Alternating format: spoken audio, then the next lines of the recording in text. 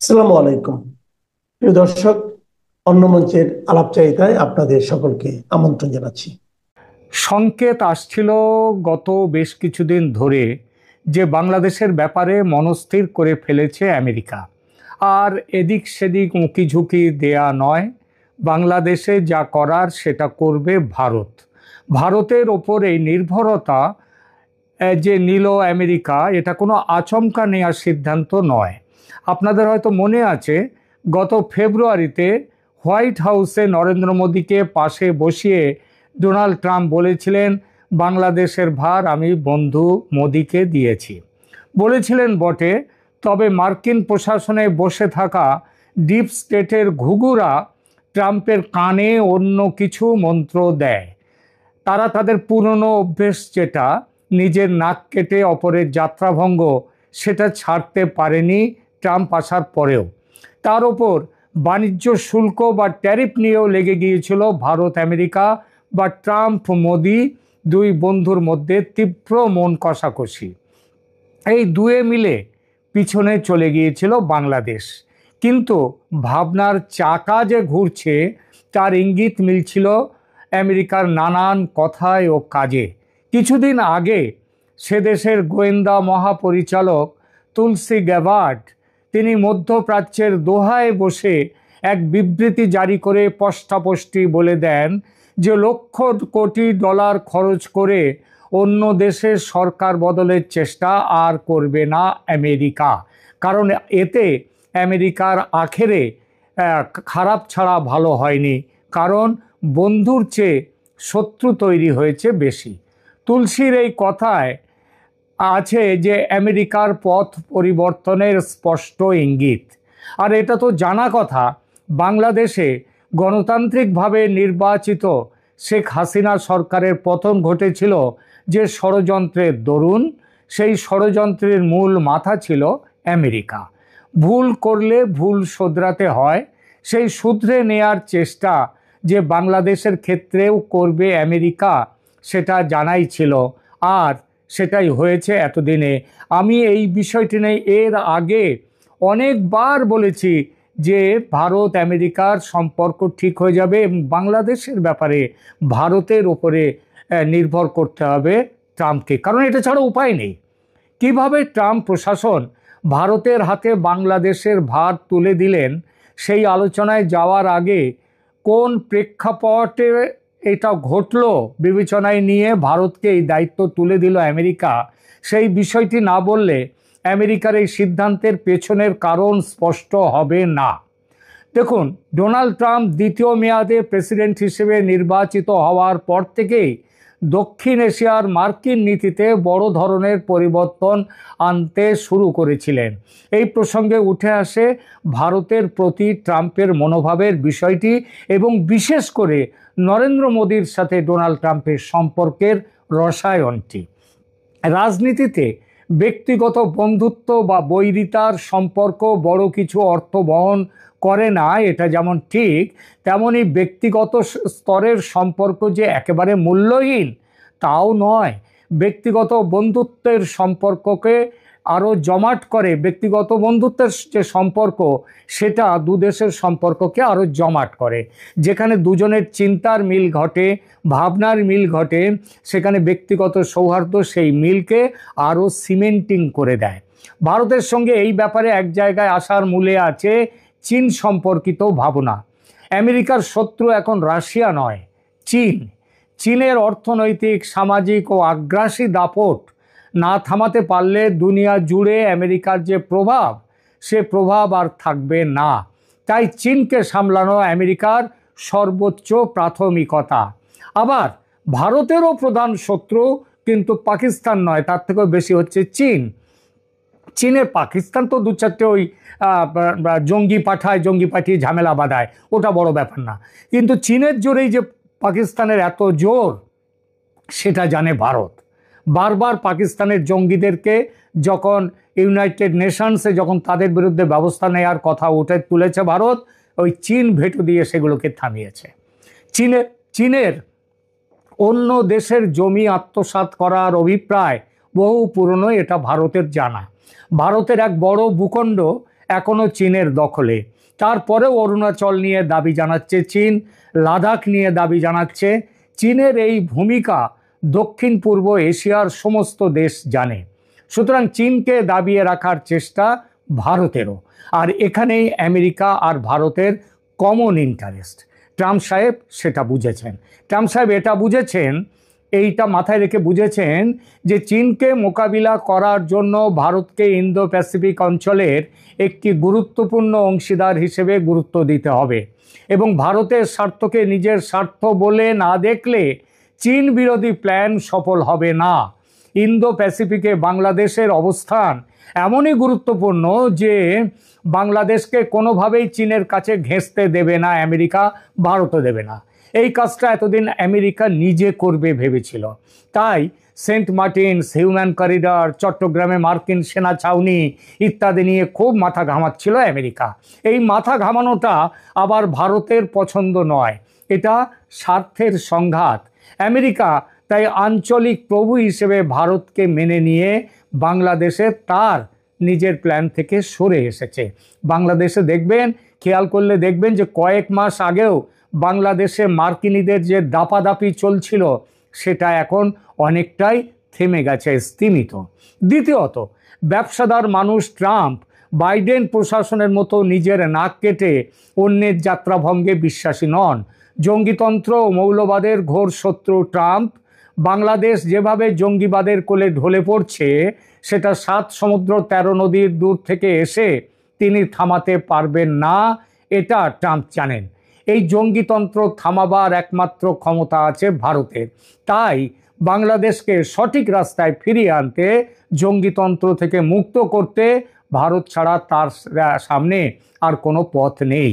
তৃতীয়ত, যে অর্থনৈতিক গাড্ডায় আজ পড়েছে বাংলাদেশ, এটা থেকে তাকে বাঁচাতে বড় কোনো অর্থনীতিকে আশ্রয় না করলে বাংলাদেশের অর্থনীতি দাঁড়াতে পারবে না। এই বিষয়ে ভারত আর চীন ছাড়া আর কোনো দেশ নেই আশেপাশে। বাংলাদেশের অর্থনীতির প্রাণ হচ্ছে রেডিমেড গার্মেন্ট ইন্ডাস্ট্রি, সেটা আজ পতনের মুখে। কাঁচামাল নেই, কারখানায় চাঁদাবাজি, আইন শৃঙ্খলার চূড়ান্ত অবনতি, ভিয়েতনাম কম্বোডিয়ার ব্যাপক প্রতিযোগিতা, ভারত থেকে ট্রান্সশিপমেন্ট সুবিধা বন্ধ হওয়া, সব মিলিয়ে বাংলাদেশের রেডিমেড গার্মেন্ট শিল্পের অবস্থা ভয়াবহ। আমেরিকা বুঝেছে ভারত পাশে না থাকলে বাংলাদেশ আরও নিচে নেমে যাবে, অতএব এখানেও ভারত ভরসা। আর এই সব বিষয়কে গুরুত্ব দিয়ে আমেরিকা ফিরে গেছে ফেব্রুয়ারির সেই দিনে, যখন ট্রাম্প মোদিকে পাশে বসিয়ে বলেছিলেন বাংলাদেশের বিষয়টা আমি প্রধানমন্ত্রীর ওপর ছেড়ে দিয়েছি, যাকে বলে ফ্রি হ্যান্ড দেয়া। সেটাই আর কি এখন সেটা কাজে হচ্ছে। এই যে খলিলুর রহমান দিল্লি এলেন, বৈঠক করলেন অজিত ডোভালের সঙ্গে, এই সবের পেছনেই আছে আমেরিকার সবুজ সংকেত। খলিলুর ডোভাল দ্বিতীয় বৈঠকটি হয়েছে 20 তারিখে আমেরিকা চেয়েছে বলে। সেখানে হাজির ছিলেন স্বয়ং সার্জিও গর, আমেরিকার রাষ্ট্রদূত তথা দক্ষিণ ও মধ্য এশিয়ায় আমেরিকার সরকারের বিশেষ প্রতিনিধি তিনি। সেই সভায় সার্জিও গর স্পষ্ট করে দিয়েছেন বাংলাদেশে ভারত সরকারের কী ভূমিকা হবে আগামী দিনে। বাংলাদেশের জঙ্গিতন্ত্রে লাগাম দেয়া, ভারত বিরোধিতা বন্ধ করা, ফ্রি, ফেয়ার অ্যান্ড ইনক্লুসিভ নির্বাচন করা, সেই নির্বাচনে আওয়ামী লীগের অংশ নেওয়া, এমনকি অপরাধ ট্রাইব্যুনালের বাঁদরামি নিয়েও কড়া মন্তব্য করেছেন গর। এই সব কিছুই খলিলুর রহমানকে শুনতে হয়েছে, আর কারণ নয়, সার্জিও গরের মুখ থেকে। মার্কিন রাষ্ট্রদূতের কথার পিঠে একসময় অজিত ডোভাল বলে দেন, অপরাধ ট্রাইব্যুনালকে দিয়ে যা খুশি রায় বার করে নিক না কেন সরকার, সেই রায়ের মেয়াদ তো মাত্র 2 মাস। তারপর শেখ হাসিনার আওয়ামী লীগ সরকার এসে অপরাধ ট্রাইব্যুনালকে তার শাস্তির আদেশ সমেত আস্থা করে ফেলে দেবে। কিভাবে সেটা হবে তার একটা নির্দিষ্ট রোডম্যাপও বলে দেন অজিত ডোভাল। নির্বাচনে আওয়ামী লীগ থাকছেই, আর সেই নির্বাচনে প্রার্থী হিসেবে শেখ হাসিনা দাঁড়াবার সুযোগ পেলে তো কথা নেই। যদি তার প্রার্থীপদ বাতিল করে দেয় নির্বাচন কমিশন তাহলেও অসুবিধে নেই। নির্বাচনে জিতে আওয়ামী লীগ মন্ত্রিসভা গঠন করছেই, আর শেখ হাসিনা প্রধানমন্ত্রী হচ্ছেন। তখন নির্বাচনে দাঁড়াতে নতুন করে বাধা কোথায়?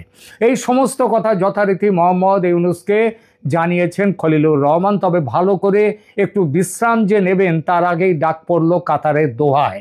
দোহা এখন বিশ্ব রাজনীতির বড় মঞ্চ। সেখানে চার পক্ষের মিটিং, ভারত, আমেরিকা, বাংলাদেশ আর মধ্যস্থতাকারী হিসেবে কাতার তো আছেই।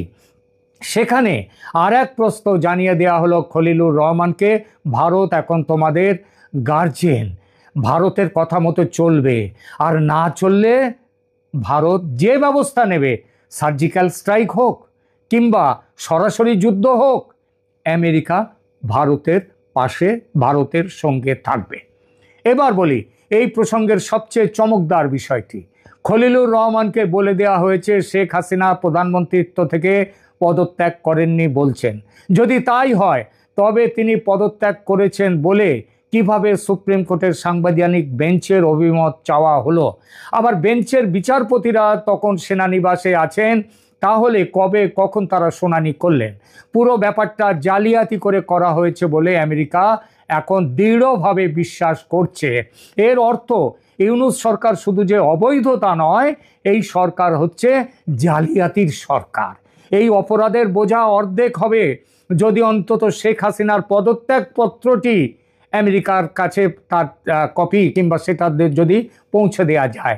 আর যদি সেটা না করা যায় তাহলে সম্ভাবনা আছে শেখ হাসিনাকে প্রধানমন্ত্রী হিসেবে ফিরিয়ে আনা, তার হাতে সসম্মানে ক্ষমতা ফিরিয়ে দেয়া, তারপর একটি ফ্রি, ফেয়ার অ্যান্ড ইনক্লুসিভ নির্বাচনের ব্যবস্থা করা। ঠিক আছে?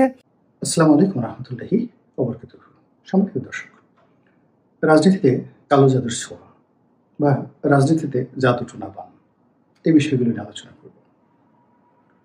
অনেকের কাছে বিষয়টিকে ফ্যান্টাসি বলে মনে হতে পারে বা নিছক গল্প কাহিনী বলে মনে হতে পারে, কিন্তু রাজনীতির ইতিহাসে আপনি যদি দেখেন আধুনিককালে এবং সেই প্রাচীনকালে সবাই বিশ্বাস করেন যে রাজনীতির সফলতার জন্য, ব্যর্থতার জন্য যেভাবে পরিশ্রম, সততা, মেধা, সৌভাগ্য ইত্যাদি অনেক কিছু দরকার হয়, সঙ্গী সাথীর দরকার হয়, মন্ত্রী, মিনিস্টার, বন্ধু বান্ধবের দরকার হয়, পরিবেশ পরিস্থিতির দরকার হয় এবং সময়ের দরকার হয়। এটি যেমন সত্য, আবার কখনো কখনো কোনো রাজনীতিবিদ, কোনো রাজা, বাদশা, মন্ত্রী, তাদের জীবনটি আপাত দৃষ্টিতে দেখলে মনে হয় অভিশপ্ত। ক্ষমতায় বসার সঙ্গে সঙ্গে রাজ্যের বিপদ আপদ, বালা মুসিবত তাদের নিজেদের উপরে আসে, জনগণের উপরে আসে, দেশের উপরে আসে। তো এই বিষয়গুলোর কারণে যেটা কোনো কার্যকারণ খুঁজে পাওয়া যায় না। তো যেখানেই দেখবেন যে এরকম বিজ্ঞান ফেল করেছে, পরাজিত হয়েছে, আপনি ভালো কাজ করলেন, ফলাফল মন্দ হয়ে গেল। আপনি পরিশ্রম করলেন, উল্টো আপনার লোকসান হয়ে গেল। একজনকে সম্মানিত করার জন্য ভালোবেসে আপনি তাকে কিছু দিলেন, সে আপনাকে উল্টো অপমান করে বসলো। এই ঘটনাগুলো মানব জাতির ইতিহাসে অহরহ ঘটে। রাস্তাতে হাঁটছেন, কোথা থেকে একটা পাখি এসে আপনার মাথার উপর পায়খানা করে দিয়ে গেল। তাল গাছের নিচে দিয়ে যাচ্ছেন, এত মানুষ গেল, কারো মাথায় তাল পড়লো না, আপনার মাথার উপর একটা তাল পড়লো, আপনি মরে গেলেন সঙ্গে সঙ্গে। হাজার হাজার কৃষক, হাজার হাজার মানুষ ক্ষেত খামারে কাজ করে, কিন্তু বজ্রপাতে কেন আপনার গরুটি মারা যাবে অথবা আপনি নিজে কেন মরে যাবেন? এই ঘটনাগুলো যখন ঘটে এবং মানুষ যখন এই জিনিসগুলোর কোনো কার্যকারণ খুঁজে পায় না, কোনো কার্যকারণ খুঁজে পায় না যে এই কারণটি ঘটল, তখন মানুষ মনে করে যে সে নিয়তির দ্বারা পরাজিত হয়েছে। সৌভাগ্যের যে দরজা তার জন্য বন্ধ হয়ে গেছে, দুর্ভাগ্য তাকে তাড়া করেছে। আর এই দুর্ভাগ্যের পেছনে মানুষ সাধারণত দায়ী করে কয়েকটি জায়গাতে। সে মনে করে যে হয়তো আল্লাহ তাকে অপছন্দ করছেন, হয়তো ময়মুরব্বী আত্মীয় স্বজনের বদদোয়া আছে, তার প্রতিদ্বন্দ্বী যারা আছেন তাদের ঈর্ষা আছে, আর বেশিরভাগ মানুষ মনে করেন যে কালো জাদুর ছোঁয়া আছে, বান মারা হয়েছে, জাদু করা হয়েছে, টোনা মারা হয়েছে, ইত্যাদি ইত্যাদি বিভিন্ন কথা। আগেকার দিনে সব সময় এমনকি বড় বড় যারা মুসলিম শাসক ছিলেন তাদের দরবারে রাজ জ্যোতিষী ছিলেন, এমনকি অনেক বড় বড় মুসলমান সম্রাট, রাজা, বাদশাহ মশহুর ছিলেন তারা তাদের কর্মকাণ্ডের জন্য। তারা জ্যোতির্বিজ্ঞানে যারা খুব বিখ্যাত, ইউরোপ থেকে, তারপর যাকে বলা হয় প্রাচ্য থেকে, পাশ্চাত্য মানে ইউরোপ আর পাশ্চাত্য মানে আমাদের যে মধ্যপ্রাচ্য, প্রাচ্য দেশ থেকে এবং ভারতবর্ষ থেকে তাদের একটা টিম থাকতো। যুদ্ধ শুরু করার আগে, যে কোনো কাজ করার আগে তারা সেই তাদের ভাগ্য গণনা করে তারপরে সেখানে যেতেন। এখনো দেখেন আমাদের দেশের মানুষ নির্বাচন শুরু করার আগে একটা কালচার, তারা হযরত শাহজালাল রহমতুল্লাহ আলাইহির মাজার জিয়ারত করে আসবেন। তো এটি মানুষের একটা কালচার। ওলি আল্লাহ, গাউস কুতুব, পীর মাশায়েখদেরকে সম্মান করেন এবং নিয়তের প্রতি নির্ভর করেন। যখন মানুষ কোনো কিছু খুঁজে পান না, তারা সেজদায় পড়ে যান, বিভিন্ন ঝাড়ফুঁকের আয়োজন করেন। একটা সময় দেখুন বিশ্বের সবচেয়ে আধুনিক মানুষ হিসেবে পরিচিত বিল গেটস, না বিল গেটস না, আমি যেটা বলছি সেই স্টিভ জবস। তো স্টিভ জবসের যে, আমি কি ভুল বললাম কিনা আমার মনে আসছে না, মানে অ্যাপেলের প্রতিষ্ঠাতা যিনি মারা গেলেন ক্যান্সারে। তো সকল চিকিৎসা ব্যর্থ হওয়ার পর তার কাছে মনে হলো যে তিনি কালো জাদুর শিকার হয়েছেন। ফলে তিনি সেই রামকৃষ্ণ মিশন আছে আমেরিকাতে, তো সেখানে গিয়ে তিনি চিকিৎসা নেওয়া শুরু করলেন। সেই জাদু টোনার যে ঝাড়ফুঁক আছে সেগুলো নেওয়া শুরু করলেন এবং আমেরিকাতেও তিনি এই কাজটি করে গেছেন। এনিওয়ে, তো আমরা যে কথাটি বলার চেষ্টা করছি যে বর্তমান ডক্টর মোহাম্মদ ইউনূস সরকার, তারা ব্যর্থ হয়েছেন, এতে কোনো সন্দেহ নেই। তাদের সফল হওয়ার আর কোনো সম্ভাবনা নেই। এখন সবচেয়ে বড় যে আলোচনা সেটা হলো তারা কখন যাবেন, কিভাবে যাবেন, তাদের পরিণতি কি হবে, এর বাইরে অন্য কোনো কথা নেই। যারা আমার এই ভিডিও শুনছেন ডক্টর মোহাম্মদ ইউনূসের পক্ষে বা বিপক্ষে, বিশ্বাস করুন, আল্লাহর হস্তে আমি বলছি যে এই কথাগুলো বলার পেছনে আমার কোনো ব্যক্তিগত ক্রোধ নেই। সাধারণ মানুষের সঙ্গে আলোচনা করে বা একজন সাধারণ মানুষ হিসেবে আমি সমাজের যে হৃদয় বুঝতে পারি বা আমি নিজে যেরকম আশা করি সেই কথাগুলি আপনাদেরকে বলছি। যদি আপনাদের সঙ্গে মিলে ভালো, আর যদি না মিলে ভিন্ন মত পোষণ করবেন। আমার যেটা ব্যক্তিগত অভিমত হলো যে এই বর্তমান সরকার, তাদের সফলতার আর কোনো রকম সুযোগ নেই। দিন যত যাবে তারা তত মন্দ কাজে জড়িয়ে পড়বেন। দিন যত যাবে তাদের এখান থেকে, ক্ষমতা থেকে যাওয়াটা তত বেশি জটিল হয়ে পড়বে। তাদের পরিবার পরিজন, ব্যবসা বাণিজ্য, আত্মীয় স্বজন থেকে শুরু করে ব্যক্তিগত সুখ স্বাচ্ছন্দ্য তছনছ হয়ে যাবে দিন যত যাবে। কথা হচ্ছে এটি কিন্তু হওয়ার কথা নয়। তাদের যোগ্যতা, তাদের অভিজ্ঞতা, তাদের সামাজিক যোগাযোগ, সোশ্যাল কানেক্টিভিটি, তাদের পিয়ার, পার্সোনাল রিলেশন, ব্যক্তিগত সদ্ভাব সম্পর্ক, তাদের সফলতা, এই বিষয়গুলোকে যদি আপনি মূল্যায়ন করেন, তাহলে এই সরকারের ডক্টর ইউনূস সহ অন্যান্য যারা আছেন, তারা আমাদের এই সমাজে এক একজন অনন্য ব্যক্তিত্ব। অনেকেই রীতিমতো নিজেকে ব্যক্তির পরিবর্তে ইনস্টিটিউশন হিসেবে ইতিমধ্যে তারা প্রতিষ্ঠিত করে ফেলেছেন। গতানুগতিক যারা রাজনীতি করেন, সেটা বিএনপি করেন, আওয়ামী লীগ করেন, জাতীয় পার্টি করেন, তাদের বেশিরভাগ নেতাকর্মী নয়, প্রায় সবাই, তারা সবাই এখন যারা সরকার পরিচালনা করছেন, লেখাপড়া, দক্ষতা, অভিজ্ঞতা, আন্তর্জাতিকতা, এদের পাশে দাঁড়ানোর মতো অবস্থা নেই।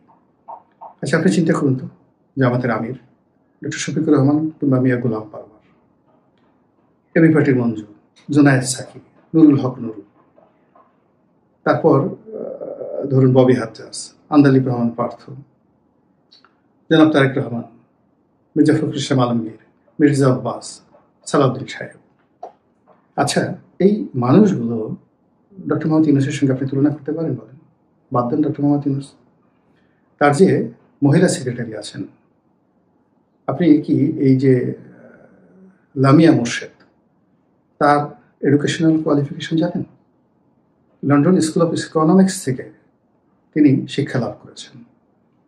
One of the finest university in the world. তার ব্যক্তিগত ক্যারিয়ার, তার জানাশোনা, মানে আপনি লামিয়া মোর্শেদের পাশে বসার মতো সচিবালয়ে একজন কর্মকর্তা নেই। আমি শুধু একজনকে উদাহরণ দিয়ে এলাম, লামিয়া মোর্শেদকে দিয়ে। এভাবে সবাই মোরাললেস। আমরা এই যে ডক্টর মোহাম্মদ ইউনূসের বান্ধবী বা সহকর্মী নূরজাহান বেগম, তাকে নিয়ে অনেকে সমালোচনা করি। এই ভদ্রমহিলার কথা শুনেছেন? আপনি যদি তার কথা শুনেন এবং তার ক্যারিয়ার দেখেন, তার ধীর স্থিরতা দেখেন, তার সঙ্গে আওয়ামী লীগের দীপুমণি মুন্নুজান সুফিয়ান, বিএনপির যদি এরকম সাবেক মহিলা যারা মন্ত্রী ছিলেন তাদের সাথে আপনি তুলনা করেন, দেখলেন যে নূরজাহান বেগমকে মনে হবে আকাশের তারকা। তো এইভাবে রেজওয়ানা, আসিফ নজরুল থেকে শুরু করে অন্যান্য যারা আছেন সবারই রয়েছে বর্ণাঢ্য ইতিহাস, কিন্তু তারা ফেল করেছেন, মারাত্মকভাবে ফেল করেছেন। এবং তুলনামূলকভাবে তারা যে দুর্নীতি করেছেন ব্যক্তিগতভাবে, অন্যান্য মানুষের মধ্যে ঘুষ নিয়েছেন, দেশে থেকে বিদেশে টাকা পাচার করেছেন, মানুষের সঙ্গে খারাপ আচরণ করেছেন, তুলনামূলকভাবে রাজনীতিবিদদের সঙ্গে যদি এই বিষয়গুলো রেশিও করেন আপনি দেখবেন যে অনেক কম।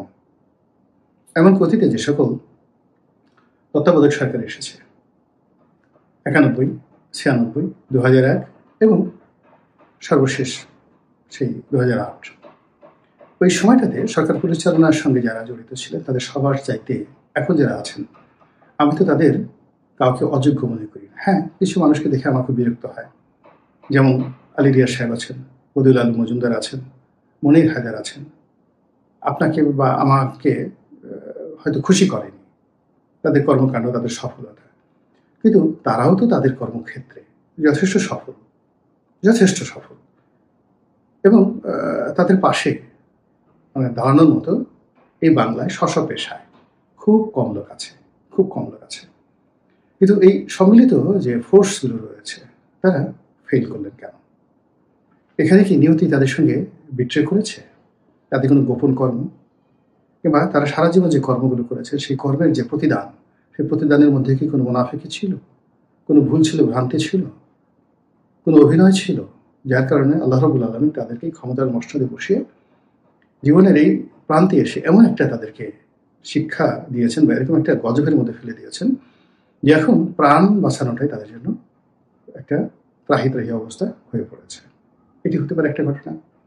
আর যেটি বলতে পারি সেটা হলো এই যে তাদের উপর কালো জাদুর আশ্রয় মানে আসর হতে পারে, তাদেরকে বান মারা হতে পারে, এবং সেটা যদি ভারত থেকে মারা হয়, আওয়ামী লীগ যদি তাদেরকে বান মারে বা আওয়ামী লীগের কালো জাদু যদি ডক্টর মোহাম্মদ ইউনূসের উপর পড়ে, এটা অস্বাভাবিক কিছু নয়। আমাদের সমাজে দেখি যে এই কারো কাপড়ের একটি অংশ, কারো চুলের একটি অংশ নিয়ে তারপর সেখানে জাদু টোনা করা হয়। তো যমুনাতে তো আওয়ামী লীগের লোকজনের অভাব নেই, সচিবালয়ের অভাব নেই, ক্যাবিনেট বৈঠকের অভাব নেই। তো সেখানে দেখা গেল যে এই কাজগুলো ঘটতে পারে। ফলে কি হলো, আপনি দেখুন ডক্টর মোহাম্মদ ইউনূসের চেহারা নষ্ট হয়ে গেছে। তার মানে রাষ্ট্র ক্ষমতায় যখন একটা লোক বসেন তার প্রথমত তার চেহারার মধ্যে একটা উজ্জ্বলতা চলে আসে। ক্ষমতা এমন একটা ব্যাপার। এমনকি দেখেন বেগম জিয়া সেই আওয়ামী লীগ জমানাতে কত অসুস্থ ছিলেন, যে এই মুহূর্তে তিনি এই একটা ভালো সময় পেলেন, তার চেহারা কত সুন্দর হয়ে গেছে।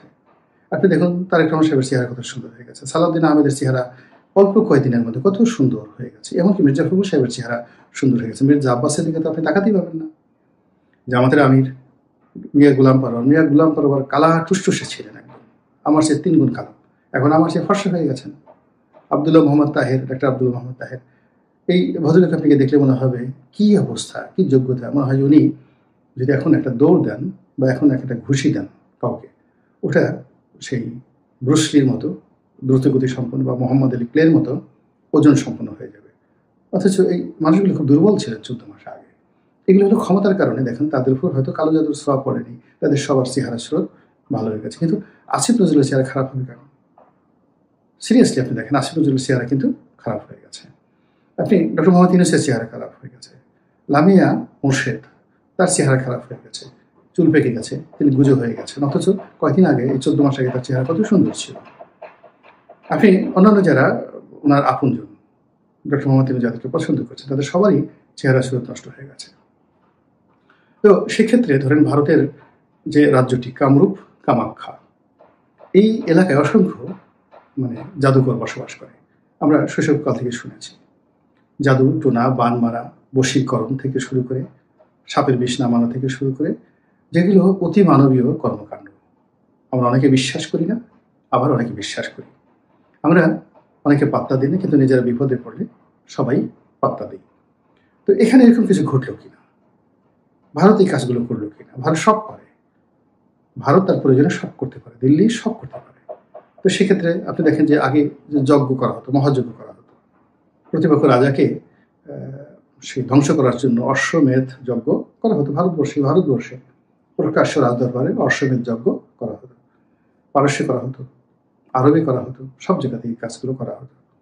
কাজেই এই ডক্টর মোহাম্মদ ইউনূসের কর্মকাণ্ডকে বিনষ্ট করে দেওয়ার জন্য যদি কালো জাদু করা হয়ে থাকে, বান মারা হয়ে থাকে, টোনা মারা হয়ে থাকে, এবং সেই কারণে যদি তাদের ব্যর্থ তারা হয়ে থাকেন, তাদের চেহারা স্বরূপ নষ্ট হয়ে থাকে, তাদের মনের মধ্যে ভয় আতঙ্ক তৈরি হয়ে যায়, তাহলে বুঝতে পারেন যে দেশের যে ড্রাইভিং স্টিয়ারিং, এই দেশ পরিচালনা করার জন্য যে স্টিয়ারিংটা, এটা তো তাদের হাতে।